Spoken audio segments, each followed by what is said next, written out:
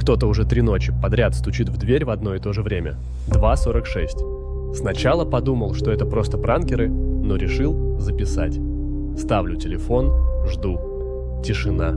И тут тройной стук. Тук, тук, тук. Иду к двери, смотрю в глазок. Никого.